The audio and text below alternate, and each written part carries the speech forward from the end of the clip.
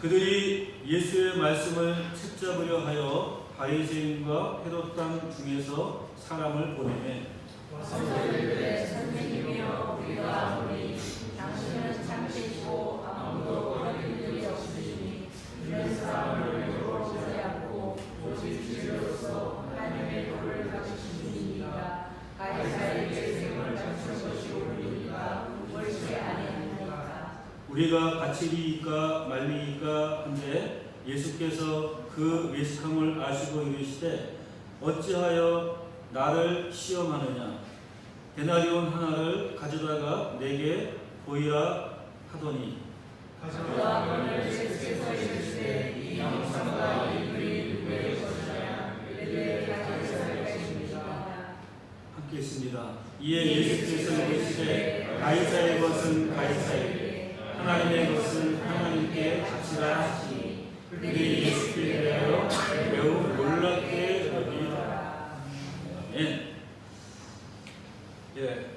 오늘 말씀은 굉장히 좀 어려운 말씀이라고 할 수 있습니다. 어쩌면 쉬울 수도 있지만 굉장히 그 뜻을 이해하는데 결코 쉽지 않은 그런 내용입니다. 저도 이 말씀의 뜻이 무엇인가 굉장히 오랫동안 고민하고 이 말씀을 묵상했던 적이 있는데 우리 이 말씀의 의미가 무엇인지 우리가 함께 살펴보려고 합니다.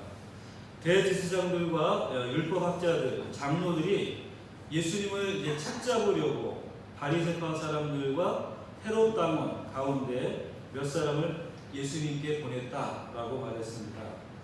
바리새파와 헤롯 당 사실은 굉장히 성분이 다른 사람이죠. 헤롯 당원들은 그 헤롯의 수하니까는 현실 정치에 참여한 사람들이고 로마의 지배를 용인하는 사람들입니다.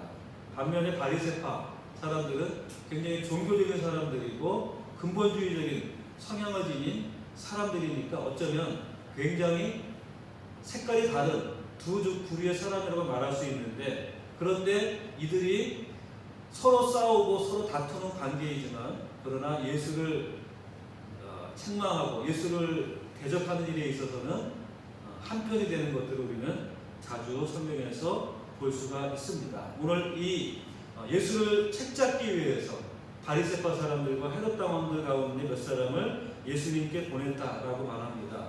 여기에서 사용된 이 책잡다라고 하는 단어는 신약 성경에서 우리 본문의 말씀에만 한 번 사용된 단어입니다. 의미가 뭐냐 하면은 사냥하다라고 하는 뜻을 가지고 있습니다. 우리가 사냥하기 위해서는 그 짐승들을 함정에 빠뜨리잖아요. 그런 의미를 지니고 있는 것입니다. 사냥꾼들이 짐승을 잡기 위해서 함정을 파는 것처럼 이런 의미를 가지고 있는 단어가 책잡기 위해서라는 단어입니다. 그러니까 지금 이들이 예수님께 온 이유가 분명히 드러나게 되는 것이죠. 예수님을 책잡기 위해서, 그를 함정에 빠뜨리기 위해서 굉장히 간교한 꾀를 쓰고 있는 것임을 보여주고 있는 단어입니다. 이들이 보낸 바리새파 사람들과 헤롯 당원들이 예수님을 향해서 처음에 말하는 것은 굉장히 칭찬 같은 말이죠. 그런데 이 칭찬의 말조차도 사실은 예수를 책잡기 위한 하나의 방편이었다라는 것을 우리는 볼 수가 있습니다. 뭐라고 말합니까? 선생님이여 우리가 아노니 당신은 참되시고 아무도 꺼리는 일이 없으시니 이는 사람을 외모로 보지 않고 오직 진리로서 하나님의 도를 가르치십니다. 그러니까 굉장한 칭찬이지만 그 칭찬은 진정한 속에서 우러나오는 칭찬이 아니라 입에 발린, 어쩌면 예수를 함정에 빠뜨리기 위한 간교한 술책 가운데 나온 칭찬임을 우리는 볼 수 있습니다. 이들의 본심은 결코 아니라고 하는 것이죠. 이들은 결코 예수님을 존중하지도 않고 인정하지도 않고 예수 그리스도의 가르침을 따르는 사람들은 더욱더 아닌 것입니다. 그리고 나서 곧바로 공격적인 질문을 합니다. 가이사에게 세금을 바치는 것이 옳습니까? 옳지 않습니까?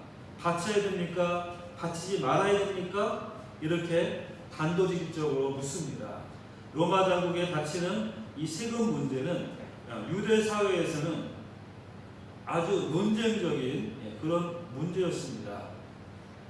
로마의 승인하에서 권력을 잡고 있었던 헤롯과 그 일파들은 로마의 황제에게 당연히 세금을 바쳐야 한다 이렇게 여겼고 또 그것을 백성들에게 강요를 했습니다. 반면에 바리새인들은 로마에 세금 바치는 거 좋아하지 않죠. 바리새인들은 종교적인 사람들이고 원리주의, 근본주의적인 사람들이니까 로마의 지배를 받는 것을 굉장히 불만족스럽게 여겼던 그런 사람들입니다. 그렇지만은 그렇다고 해가지고 로마의 지배를 거부할 수 없었기 때문에 현실적으로는 세금을 납부를 했고 열심당원들의 경우가 있는데 이 사람들은 로마에 대한 납세를 거부했던 불의의 사람들이 또 있었습니다. 그 당시 그래서 대중들의 정서는 무엇이냐? 헤롯 일파에 동조하는 것도 아니고 바리새파처럼 반대하지만 그러나 그냥 현실을 수용하는 그런 입장도 아니라 열심당원들처럼 이 로마의 어떠한 압제를 거부하고 납세를 거부하는 것에 심정적으로는 굉장히 공감을 하고 있었던 그런 시기였던 것입니다. 예수님을 따라다녔던 군중들의 상당수도 이 세금 문제에 있어서는 바로 이 열심당원들의 주장에 공감을 하는 그런 상황 가운데 있었던 것이죠. 그렇기 때문에 지금 이 질문은 굉장히 위험한 질문입니다. 예수님으로 하여금 굉장한 딜레마에 빠질 수밖에 없게 만드는 질문입니다. 만약에 예수님이 세금을 납부하는 것이 옳다, 납부해야 된다 이렇게 대답을 한다면 신학적으로는 로마 황제의 통치권을 인정하는 것이기 때문에 더 나아가서 황제 숭배의 문제로 던질 수도 있고 또 일반 대중들의 정서는 반로마 정서가 강한데 그 정서에 반하는 이런 상황이기 때문에 대중들의 반발을 가져올 수 있는 것입니다. 또 반대로 세금을 내는 것은 옳지 않다, 내지 말아야 된다 이렇게 대답을 한다면 어떻게 될까요? 이것 또한 당시 유대를 지배하고 있었던 이 로마의 지배를 거부하는 거이기 때문에 로마에 반대하는 반역의 죄를 뒤집어 쓸 수 있었다는 것입니다. 지금 이 헤롯 당원들이 왔었는데 이 헤롯 당원들이 이 말을 그대로 보고했다면 반로마 반역죄에 해당하기 때문에 현실적인 법에 그런 처벌을 피할 수 없는 그런 상황이 되었을 것입니다. 그래서 지금 이 헤롯 당원들과 바리새파 사람들이 예수님에게 참 대답할 수 없는 질문을 지금 하고 있는 겁니다. 어떻게 대답을 해도 한쪽의 덫을 피할 수 없는 이런 질문을 지금 받고 있는 것이죠. 세금을 내는 것이 옳습니까? 아니면 옳지 않습니까?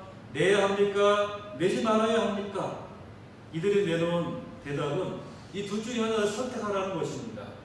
옳다 아니면 옳지 않다, 내야 된다, 내지 말아야 된다. 그러나 그것을 선택하는 순간 함정에 빠지게 되는 이런 곤란한 질문, 굉장히 위험한 질문을 예수님께 던지고 있는 것이죠. 그러나 예수님께서는 그들의 덫에 걸려들지 않습니다. 그들의 속임수를 아시고 어찌하여 나를 시험하느냐 이렇게 반문하십니다. 그러면서 그 당시 로마의 화폐인 데나리온을 가지고 와라. 그 다음에 이 데나리온에 무엇이 있느냐? 이 형상과 이 글은 누구의 것이냐? 이렇게 묻습니다. 그들이 말하기를 가이사의 것이다 이렇게 대답을 하니까 예수님은 우리가 잘 아는 유명한 말이죠. 가이사의 것은 가이사에게 돌려주고 하나님의 것은 하나님에게 돌려주어라 이렇게 대답을 합니다. 지금 이 바리새인들과 헤롯 당원들의 이 함정을 파고 있는 이 질문, 악의에 가득 찬 이 질문을 던졌던 그들은 목적을 달성하지 못하고 오히려 이 예수님의 답변에 감탄을 금치 못하면서 물러갔다는 것이죠. 가이사의 것은 가이사에게, 하나님의 것은 하나님에게 라고 하는 이 구절에는 굉장히 다양한 해석들이 지금까지 있어 왔습니다. 각자의 입장에서 이렇게 여러 가지 그러한 모습으로 해석을 했는데 이 해석이 사실 굉장히 왜곡된 형태로 해석되어지는 경우들이 참 많이 있습니다.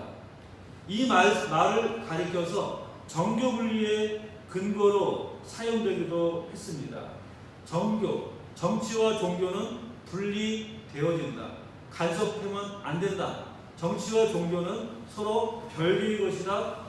이것에 대한 근거가 되는 구절로 주로 많이 사용되어지고 있습니다. 또 현체제에 대한 인정과 용납의 근거로 사용되기도 합니다. 왜? 가이사의 것을 가이사에게 이렇게 말했으니까 이것도 하나님께서 인정한 것이다 이렇게 말하고 있는 것이죠. 그래서 우리는 가급적이면 어떤 편견이나 자신의 정치적인 그런 입장을 버리고 본문의 말씀을 우리가 어떤 의미가 있는가 본문에 입각해서 이 말씀을 해석을 할 필요가 있는 것입니다.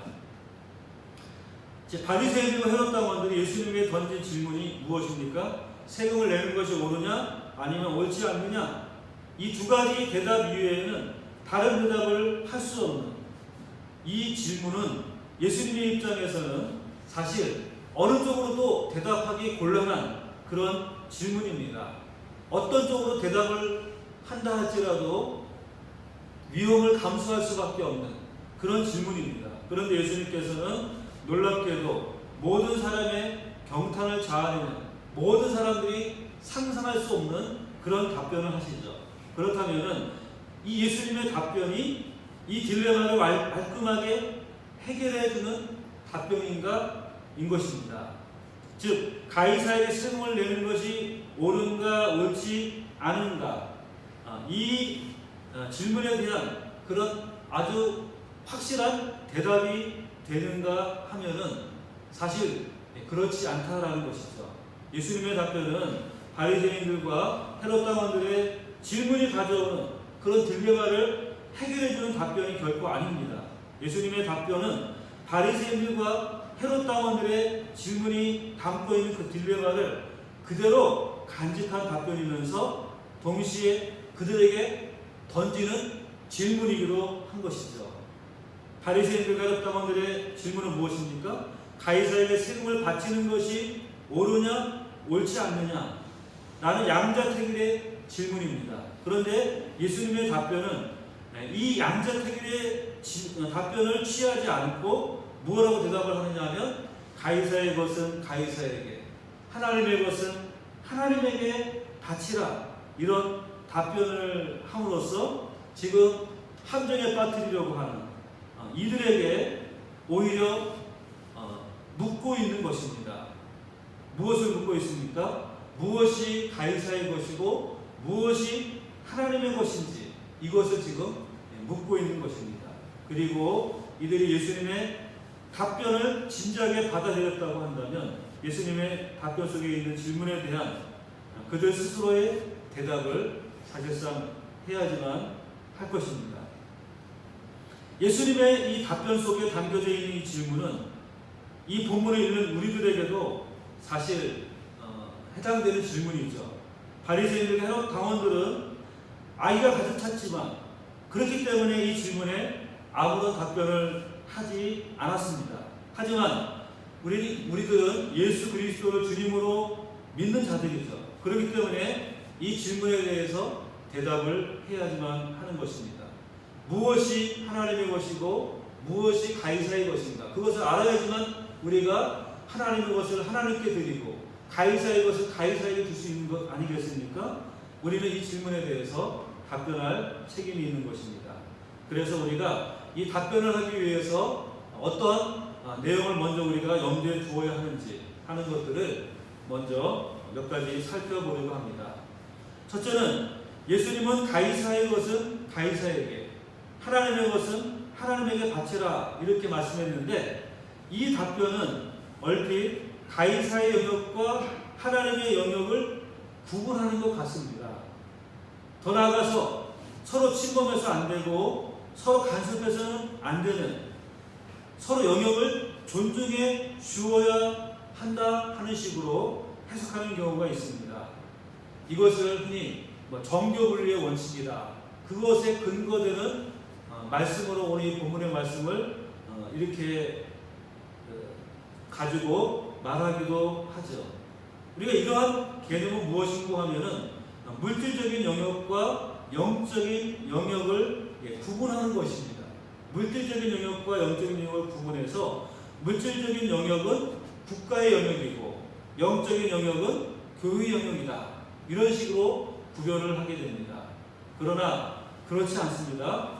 우리가 성경 전체를 통해서 확인하는 것은 온 세상, 온 우주 만물의 주인은 누구입니까? 하나님이지 않습니까? 모두 하나님의 영역인 것입니다. 모든 것이 하나님으로부터 왔고 모든 것이 하나님의 것입니다.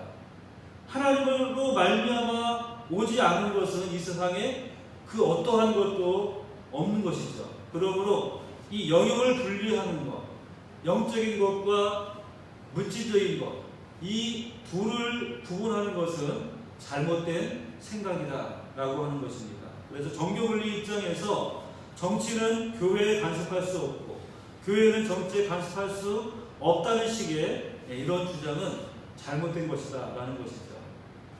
교회는 국가의 범죄에 대해서 지적해야지만 하고 또 고발해야지만 합니다. 교회는 한 개인 아니면 한 사회의 죄악을 지적하고 회개를 요구하죠. 그래서 회개하라, 천국이 가까웠느니라, 이렇게 외치는 것입니다. 사회의 타락에 대해서 우리는 지적하고 개인의 죄악에 대해서 지적을 하게 되는 것입니다. 그런데 개개인의 죄악은 지적하면서 사회의 타락에 대해서는 우리가 말하면서 국가의 죄악에 대해서 침묵한다 하는 것은 일관성이 없는 것이죠. 교회는 국가를 하나님의 나라의 관점에서 감사해야 되고 또 하나님 나라의 관점에서 우리가 국가를 위해서 일해야만 하는 그런 책임을 가지고 있습니다. 동시에 선지자로서 국가가 잘못할 때에는 그것을 외칠 그런 책임도 또한 있는 것이죠. 그러므로 교회가 국가에 대해서 아무 말도 할 수 없다라고 하는 것은 잘못된 생각이다라고 하는 것입니다. 또한 국가도 교회의 영역에 간섭할 때가 있습니다. 어떤 때입니까? 교회가 사회적으로 용납할 수 없는 범죄를 저질렀다면 교회의 영역이기 때문에 아무런 간섭도 하지 않는다고 하는 것은 옳지 않다는 것이죠. 예를 들면 교회 안에서 성범죄가 발생을 했다. 그런데 그것은 교회 안에서 일어난 일이니까 교회에서 해결해야 된다. 국가는 간섭하지 말아야 된다. 이런 논리는 옳지 않다는 것입니다. 만약에 교회 안에서 어떤 살인사건이 일어났다. 이렇게 한번 생각해 보시기 바랍니다. 그것이 교회 안에서 일어난 일이기 때문에 국가가 간섭하지 말아야 된다라고 한다면 그것은 굉장히 잘못된 주장일 것입니다. 그것은 국가가 간섭해야만 되는 문제가 되겠죠. 이런 차원에서 교회와 국가는 서로 간섭을 하게 됩니다. 우리는 이 부분을 분명히 알아야지만 하는 것이죠. 두 번째는 이것입니다. 예수님이 가이사의 것은 가이사에게, 하나님의 것은 하나님에게 라고 말씀을 했는데, 그렇다면 여기에서 가이사의 것은 무엇인가 하는 것입니다. 예수님이 대단히 동전 하나를 가지고 오라고 했고 그 동전에 누구의 형상이 그리고 누구의 글이 새겨졌느냐 이렇게 물었습니다. 그 동전에는 가이사의 형상이 새겨져 있습니다. 그리고 산 아우구스투스의 아들 티베리우스 카이사르 아우구스투스라고 하는 가이사를 신으로 떠받드는 그런 글이 새겨져 있습니다. 예수님은 바로 그 동전을 보시고 이것이 누구의 것이냐 이렇게 물었던 것이죠. 사람들이 가이사의 것이라고 대답을 하니까 가이사의 것은 가이사에게 바치고 하나님의 것은 하나님에게 바치라 이렇게 말하고 있는 것입니다. 그렇다면 가이사의 이것은 무엇이겠습니까? 가이사를 신으로 떠받드는 동전, 그리고 그 동전이 상징하는 가이사에 대한 신적인 표상을 보여주는 모든 제도 아니면 습관, 신적인 충성의 모습들이 바로 가이사의 것인 겁니다. 이것은 하나님과 아무런 관련이 없는 것이기 때문에 가이사에게 바치라 하는 것이죠. 즉 국가는 아니면 현실적인 물질적인 영역은 가이사의 것이고 영적인 영역은 교회의 영역이다. 그러니까 이것은 하나님의 것이다라는 그런 뜻이 아니라 가이사에게 신적 속성을 부여하고 가이사를 신적 속성의 대상으로 삼는 모든 것들은 다 가이사의 것이기 때문에 가이사에게 돌리라 하는 것입니다. 즉 가이사의 것은 가이사에게, 하나님의 것은 하나님에게, 이런 문구는 물질적 영역과 영적인 영역을 구분하는 그런 것이 아니라 가이사의 영역은 따로 있고 하나님의 영역이 따로 있다는 그런 것이 아니라 신적인 속성의 부여 혹은 충성의 대상이 누구인가 여기에 관한 이야기라고 하는 것입니다. 우리는 하나님을 제외한 그 어떤 것에도 신적인 속성을 부여하지 말아야지만 합니다. 그래서 하나님께서 십계명에서 가장 엄격하게 금지하는 것이 무엇입니까? 나 외에 다른 신을 섬기지 말아라. 나 외에 다른 새긴 우상을 만들지 말아라. 이 사실을 강조하고 있는 것. 하나님 외에 다른 어떠한 것도 하나님처럼 섬겨서는 안 된다라고 하는 것입니다. 오직 하나님만이 유일하신 신이시기 때문에 하나님만을 섬겨야 한다는 것이죠. 오직 성경에 계시된 하나님만이 경배와 찬양을 받으실 분이다라는 겁니다. 이 세상의 그 어떠한 것도 그것이 사람이든지 아니면 사람의 업적이든지 아니면 어떤 이념이든지 아니면 어떤 제도이든지 아니면 어떤 건축물이든지 자연이든지 간에 그 어떠한 것도 하나님을 대체할 만한 그런 신적인 속성을 가지고 있지 않다라고 하는 것입니다. 우리는 오직 하나님에게만 신적인 속성을 가지고 있는 분으로 믿고 그분 앞에 경배하는 것이죠. 그런 차원에서 우리는 어떤 정치 지도자라든지 아니면 종교 지도자라든지 아니면 어떤 교회라든지 아니면 어떤 정당이라든지 단체라든지 어떤 제도라든지 어떤 이데올로기라든지 이런 것이 무엇이든지 간에 거기에 신적인 속성을 부여한다든지 거기에 신적인 충성을 하는 일은 결코 있어서는 안 된다라고 하는 것입니다. 세상에 이 땅에 그 어떠한 것도 하나님을 대신할 만한 것은 없다는 것입니다. 하나님을 대신해서 우리를 구원할 자가 이 세상에 이 땅에는 결코 없다라고 하는 것입니다. 오직 하나님과 예수 그리스도만이 우리를 구원할 구주이시라는 것이죠. 그 구세주라는 속성을 어떤 개인이나 어떤 이념이나 어떤 정당이나 어떤 지도자나 어떤 사람이나 그런 것에 부여하는 것은 잘못된 것이다. 그것은 가이사의 것이고 한낱 동전처럼 가이사에게 바쳐져야 하는 것이지 하나님과는 아무런 상관이 없는 것이다 라는 사실을 우리는 기억해야지만 되겠습니다. 우리가 세 번째로 이 형상의 문제를 조금 더 잠깐 확대시켜 보도록 하겠습니다. 동전에 보면은 가이사의 형상이 새겨져 있습니다. 그렇기 때문에 그 동전은 가이사의 것이고 가이사에게 바쳐져야 하는 것이죠. 그렇다면 사람에게는 우리들에게는 누구의 형상이 새겨져 있을까요? 우리 인간은 누구의 형상으로 지어진 바 된 존재입니까? 성경은 사람은 하나님의 형상으로 지어진 존재라고 말합니다. 그러니까 우리 안에는 무엇이 담겨져 있습니까? 하나님의 형상이 담겨져 있다라는 것이죠. 그렇다면 우리 사람은 누구의 것일까요? 하나님의 형상이 있는 인간은 하나님의 것입니다. 가이사 형상에 새겨져 있는 동전은 가이사의 것이죠. 그러나 우리 안에 하나님 형상에 새겨져 있는 인간들은 바로 하나님의 것이다 라고 하는 것입니다. 사람은 하나님의 것이기 때문에 하나님에게 바쳐져야 하는 존재인 것이죠. 가이사 형상에 새겨져 있는 동전은 가이사에게 드려지는 것입니다. 그러나 하나님 형상에 새겨진 인간은 누구에게? 하나님에게 드려져야지만 되는 존재다라고 하는 것입니다. 그렇기 때문에 우리 인간들은 참으로 소중한 존재인 것이죠. 왜냐하면 하나님 형상으로 지어진 바 된 자이고, 하나님 형상으로 지어진 자는 누구의 것이냐? 하나님의 것이기 때문에 소중하다 하는 것입니다. 그 누구도 하나님의 것을 훼손할 수 없고, 하나님의 것을 망가뜨려서는 안 되고, 하나님의 것을 없인 여길 수 없고, 다치게 할 수 없고, 해할 수 없다라고 하는 것입니다.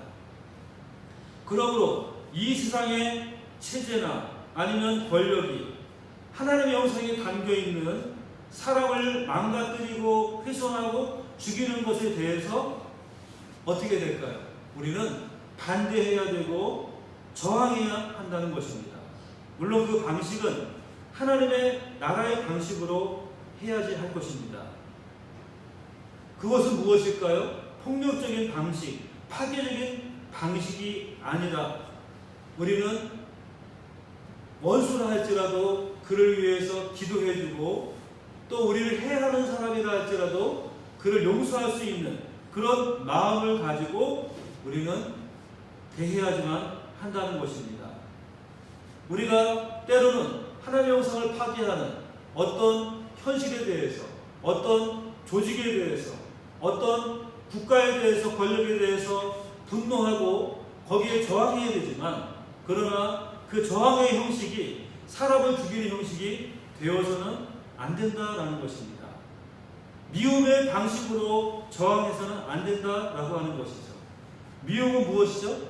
예수님께서 말씀하신 것처럼 미워하는 것은 살인하는 것입니다. 미움은 살인의 형식으로 나타나게 되는 것이죠. 그러므로 우리는 미움의 방식이나 살인의 방식으로 저항하거나 반대하는 것이 아니라는 것이죠.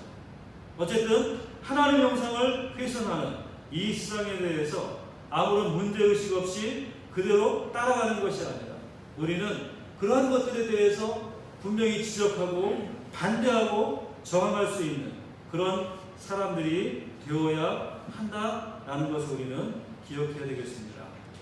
네 번째는 이것입니다. 가이사의 것을 하나님에게 바치지 말아야 되고, 또 반대로 하나님의 것을 가이사에게 바치지 말아야 한다는 것이죠. 가이사의 것은 가이사의 것이고 하나님의 것은 하나님의 것입니다. 가이사의 것을 하나님에게 바치지 말고 하나님의 것을 가이사에게 바치지 말라는 뜻은 바로 이런 것입니다. 가이사의 것이 무엇을 의미하는지에 대해서 제가 말씀을 드렸죠.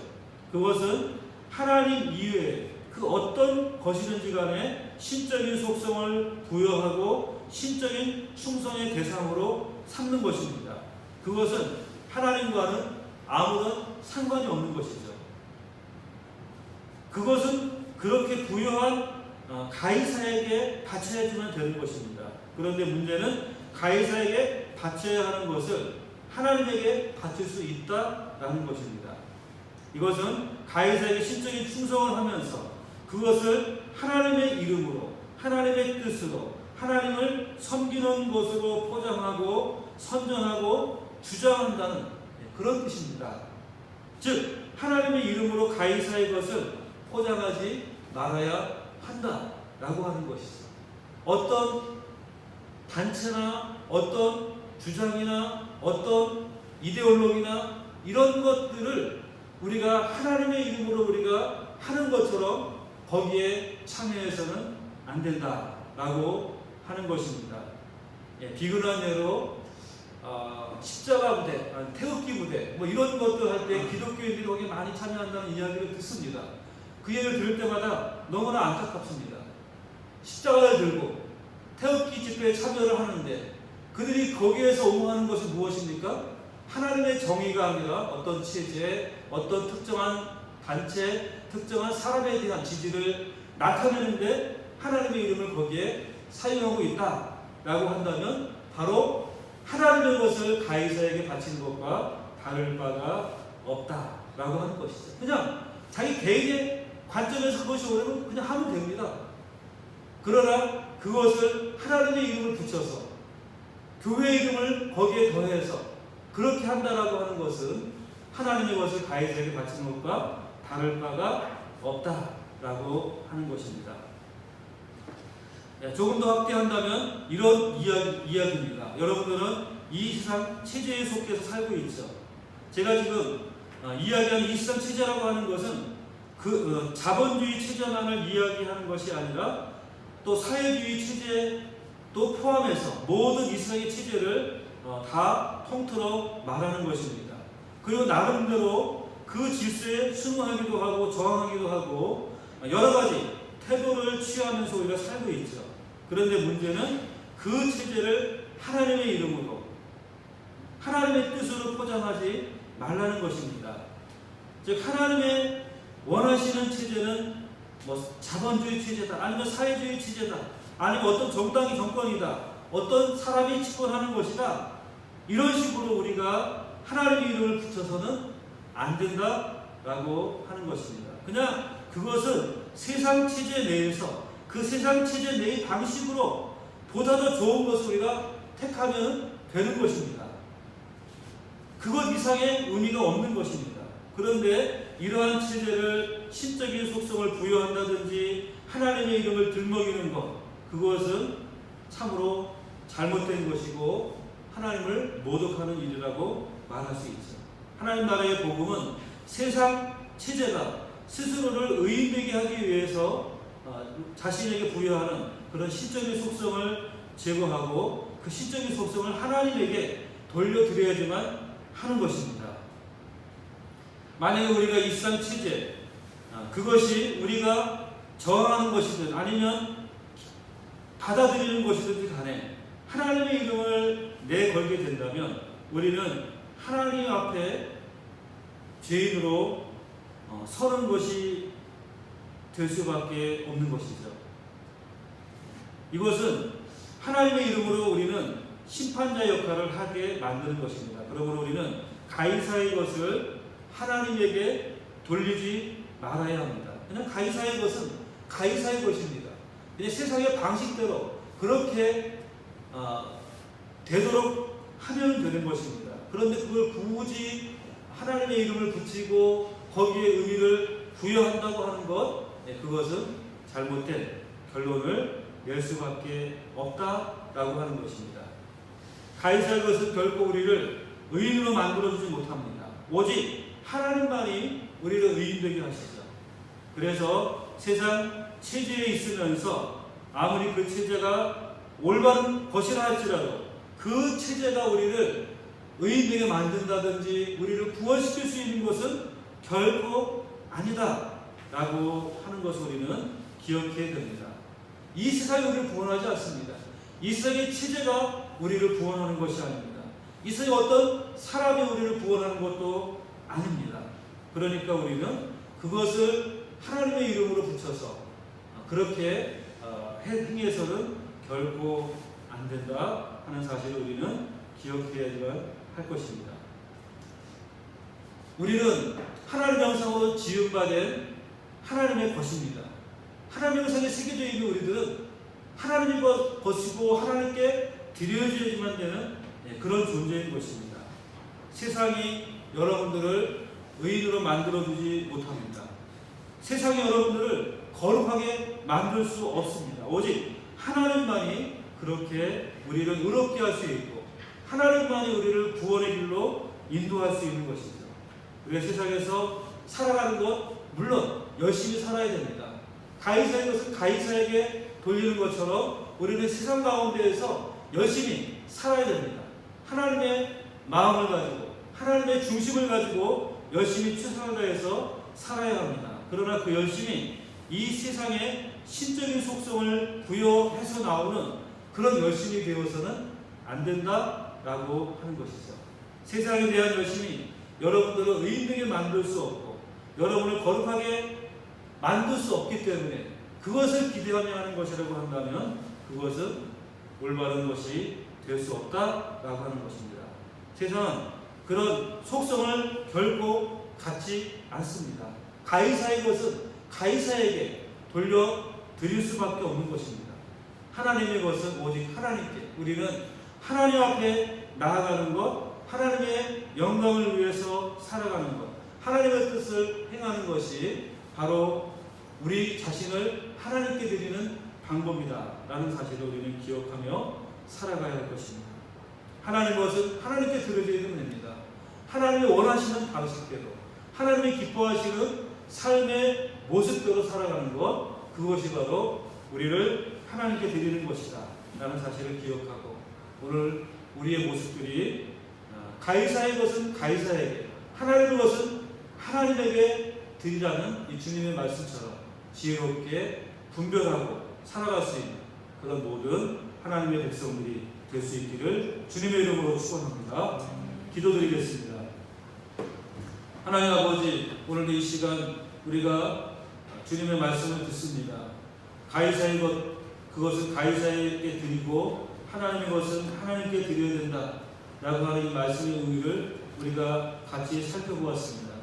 우리의 세상 속에서 하나님의 백성으로 산다면 우리는 하나님만을 섬기며 우리 자신을 하나님께 온전히 드릴 수 있는 삶이 될 수 있도록 도우시옵소서.